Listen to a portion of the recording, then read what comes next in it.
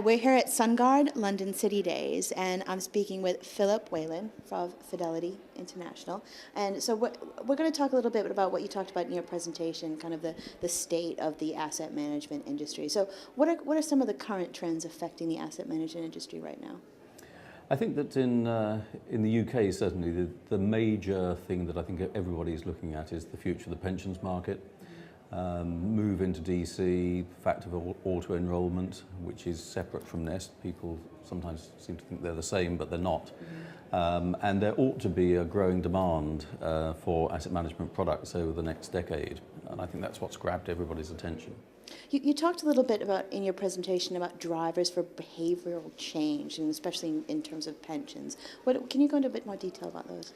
Yeah, I mean, it's a personal view, but I've discussed it with quite a number of people. There are a number of changes in the offing, which I think could mean that in 3 to 5 years' time, the attitude of people to investing for themselves will change.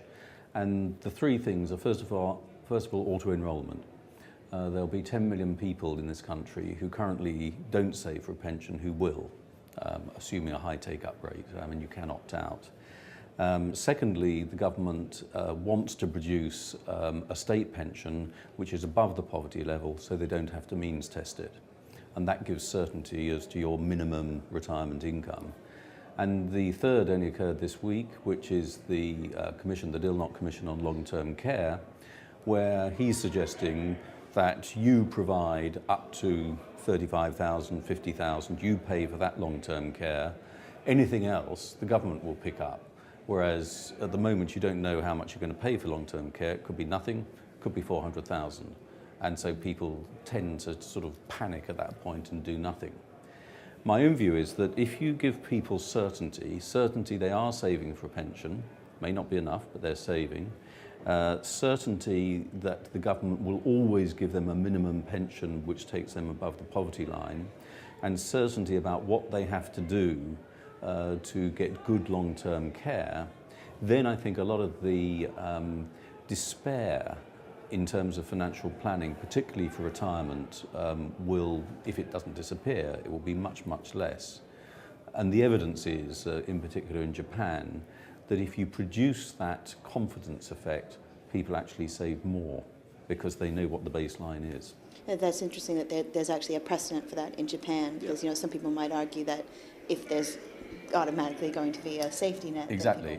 It looks paradoxical, but I think it will work the other way. You also talked a little bit about regulations and directives affecting investment banks that are sort of, in a way, adversely affecting the way the asset management industry is run. So how does that work?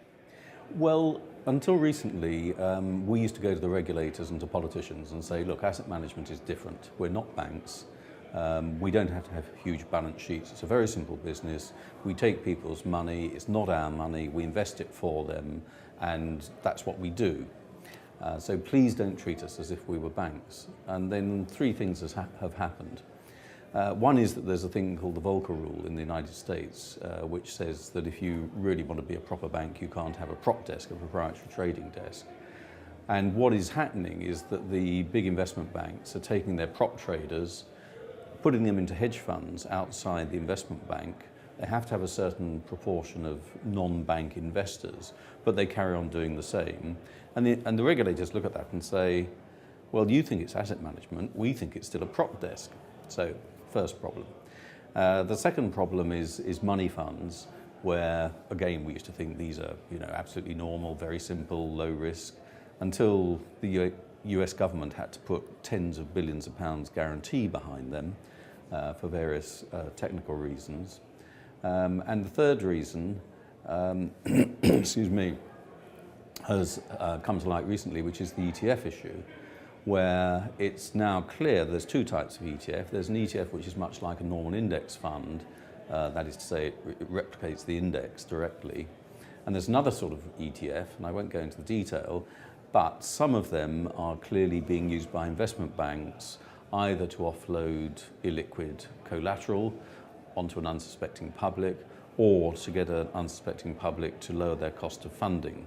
And again, the regulators are saying, just a minute, That's not asset management. You think of ETF as an asset management. We think of that as really being a banking transaction.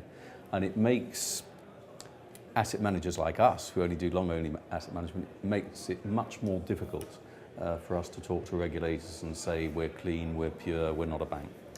Regulation, that's the big word today. Absolutely. Thank you very much. My pleasure.